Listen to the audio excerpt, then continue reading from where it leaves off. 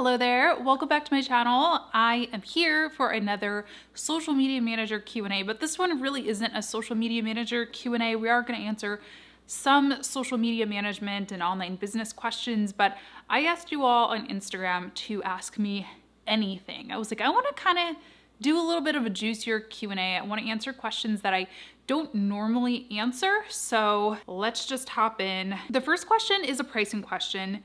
They ask, what does a $2,000 package entail? Get these questions all the time, and you guys, my answers are honestly, watch my pricing videos. I always reference the Sprout Social Agency pricing report. In the Freelance Friday Club, not to plug, but in the Freelance Friday Club, we do have a similar document going where we all kind of anonymize our prices and put them into a spreadsheet so you can, get that competitive analysis. That's honestly my answer. It's gonna depend on so many factors. So I just will be honest with you that it depends. Ooh, this is a juicy one. So have you had males treat you inappropriately when trying to do business, flirting, etc.? So you know what? Honestly, I feel pretty lucky in that I really don't feel like it happens very often in my business. It certainly has happened in the corporate world, and even when I was working like at a restaurant, like my first job when I was 14 or 15, which is just sick. So yeah, it definitely has happened to me in the workplace, but honestly in my own business, not really. I more have experienced men, people in general, but usually men, being more kind of like, I don't know the word for it, kind of establishing that control, like being very, you do this. And I'm like, no, I'm not gonna do something that makes me uncomfortable, or I'm not gonna have my intelligence insulted. That's kind of more of where I have had to sort of push back than the like flirty stuff. Now, what I will say is this, YouTube is a part of my job. And it's weird because YouTube is like the one job that you can have where it's just normal to get it just runs the gamut. I get hit on, but then I also get called ugly, and then I get called racist things, but then I also get, it's the only job that I know of where you go into work every day and you just anticipate that. So yes, I definitely get inappropriate people in the comments and in the DMs. Any person's appearance should have nothing to do with how you respond to them on the internet. That's just my opinion. How to get a business phone number from India. Text Now isn't accessible here. So Text Now is kind of like a cloud number that I've recommended before. You can get a free phone number if you want to sort of separate your business and personal phone. I'm not from India, so unfortunately I don't know of an alternative, but another one that you could try is Google Voice. They do a very similar thing, and I believe it's also free, so check that one out. Do you think you'll be doing social media management forever? This is a great question because the answer is no. I actually do a lot of other things than just social media management. I think a lot of people found me because they typed in social media manager and my videos popped up, but actually the majority of the business today comprises of other things, either done for you content.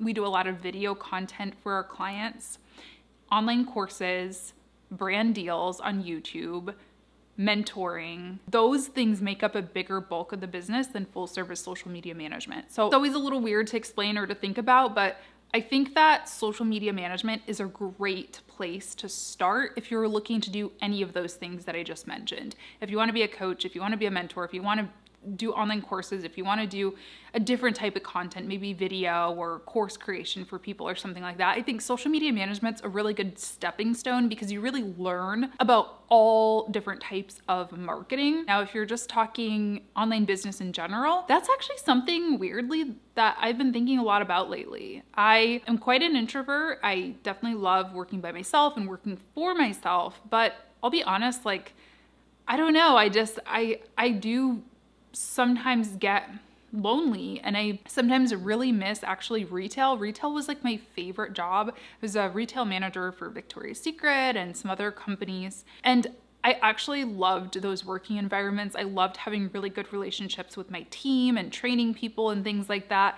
Now, that doesn't pay what my job pays me now, so I don't think I would ever go back to that full time, but it's definitely something that I have in the back of my head of maybe would I ever own my own clothing store or a coffee shop or something like that. I know that is a completely different venture, Brick and mortar is a completely different ballgame than what I've done so far, but it's never something that I rule out. It's definitely something I'm open to in the future. We'll see. How to find clients as a social media manager and without experience. I've done so many videos on how to get clients.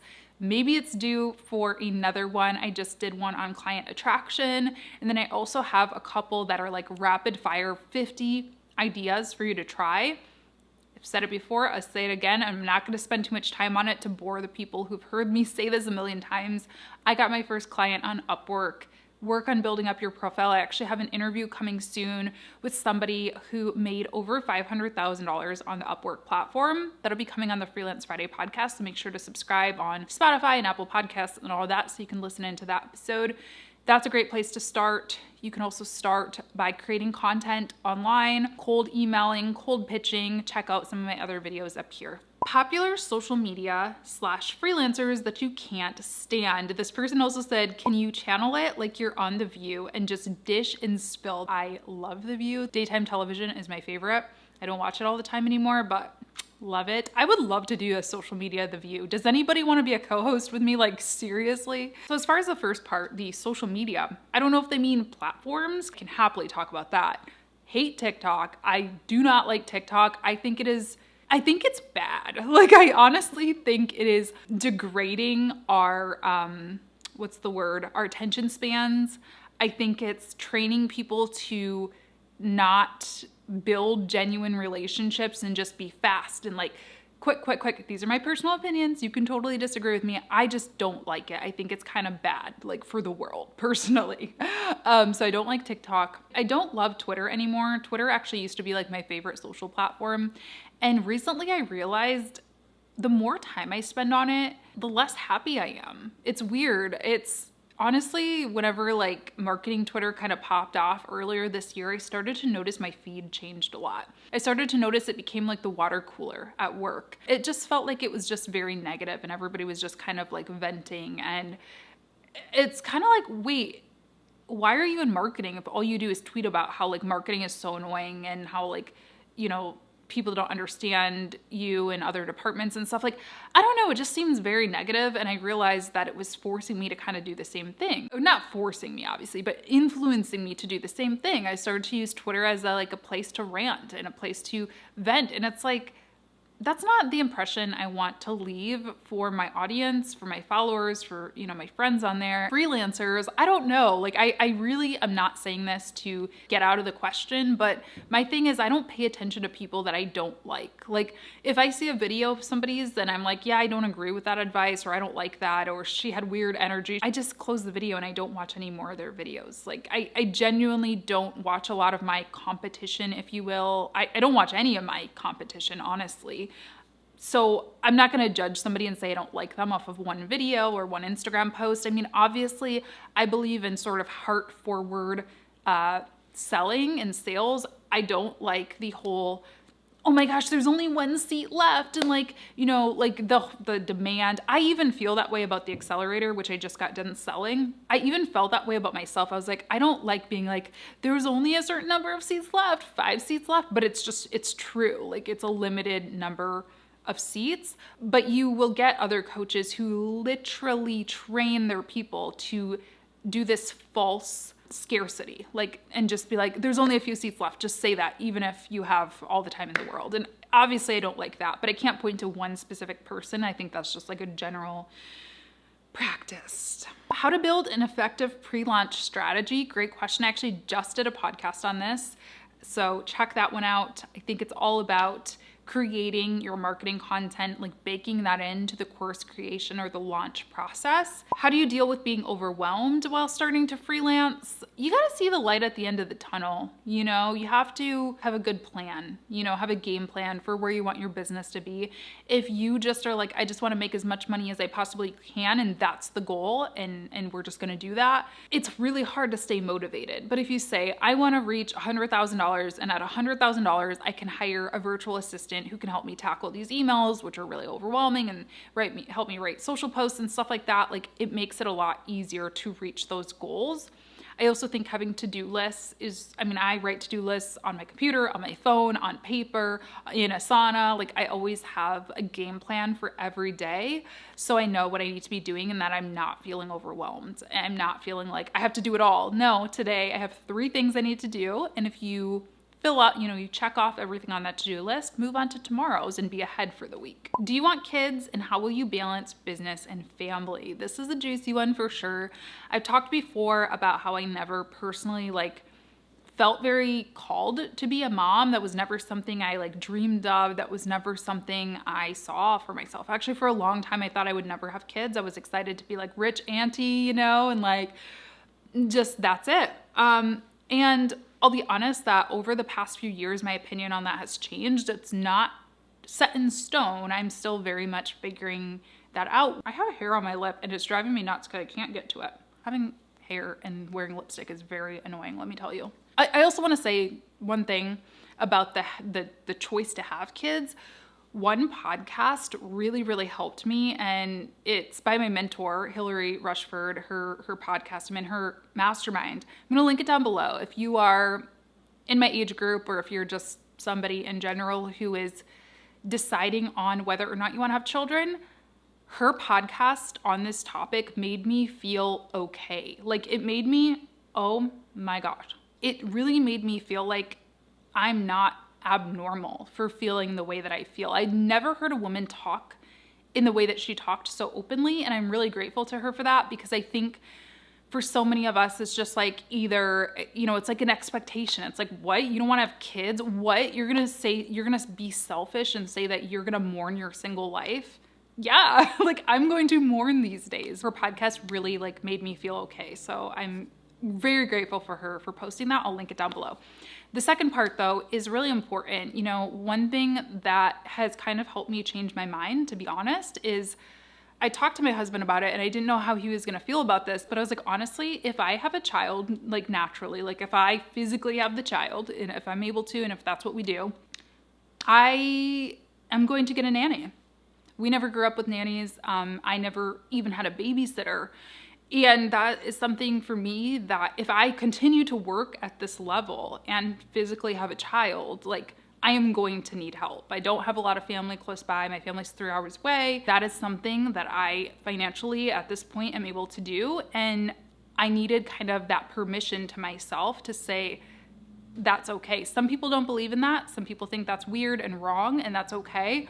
But that's something that for me kind of helped me lighten the load for myself and be okay, I can have somebody help. I don't have to run a high earning business and, be this support system for all these other entrepreneurs who are getting started, and be a mom and be a wife and be an aunt and be a daughter. That's too much. It honestly makes me want to cry when I think about it. It's really hard. I can only imagine.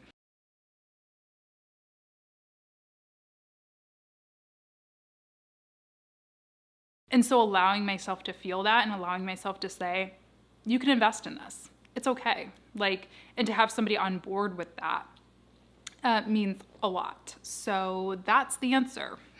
Let's see. Let's do a less juicy one, because I honestly feel like crying. Why did that answer make me want to cry? Weird. How did you handle your worst client?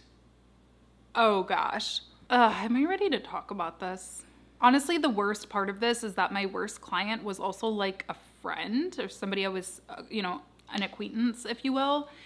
And I'll say that makes it so much harder, and it really solidified to me, do not do business with friends. I know some people do. For me, that's not something I can do, because it really hurt me personally, and still hurts me that I'd never got an apology or anything. It was scope creep. I signed on to do something, and then the scope kept changing, and it kept becoming, you need to meet with me once a week. You need to meet with me all the time. You need to basically work on a timed schedule. You need to work from the hours of 4 to 6 p.m. And I'm no, I'm sorry. That's not how this works. You hired me as a service provider. You hired me at my level of expertise. You hired me based on my portfolio. You hired me based on the projects. That's not how it worked. And it made it really complicated, because it was sort of a friend or an acquaintance.